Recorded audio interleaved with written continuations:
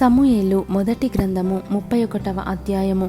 అంతలో ఫిలిష్తీయులు ఇశ్రాయేలీయులతో యుద్ధము చేయగా ఇశ్రాయేలీయులు ఫిలిష్తీయుల ఎదుట నుండి పారిపోయిరి. గిల్బోవా పర్వతము వరకు ఫిలిష్తీయులు వారిని హతము చేయుచు సౌలును అతని కుమారులను తరుముచు యోనాతాను, అబీనాదాబు, మెల్కీషువ అను సౌలు యొక్క కుమారులను హతము చేసిరి.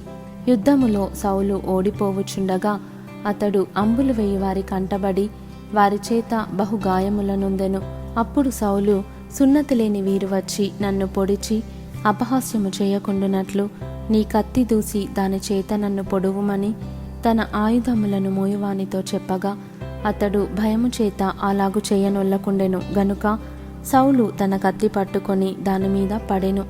సౌలు మరణమాయనని అతని ఆయుధములను మోయువాడు తానును తన కత్తి మీద పడి అతనితో కూడా మరణమాయెను. ఈలాగున సౌలును అతని 3 కుమారులను అతని ఆయుధములను మోయవాడును అతని వారందరును ఒక దినముననే మరణమైరి. లోయ అవతలనున్న ఇశ్రాయేలీయులను, యోర్దాను అవతలనున్న వారును ఇశ్రాయేలీయులు పారిపోవుటయు సౌలును అతని కుమారులను చచ్చియుండుటయు చూచి తమ నివాస గ్రామములు విడిచిపెట్టి పారిపోయిరి. ఫిలిష్తీయులు వచ్చి వాటిలో కాపురముండిరి.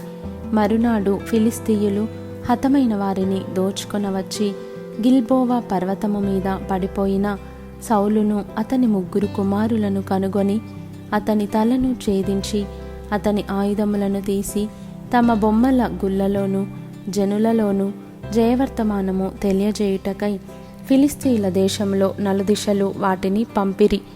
మరియు వారు అతని ఆయుధములను అష్తారోతు దేవి గుడిలో ఉంచి అతని మొండెమును బేత్షాను పట్టణపు గోడకు తగిలించిరి.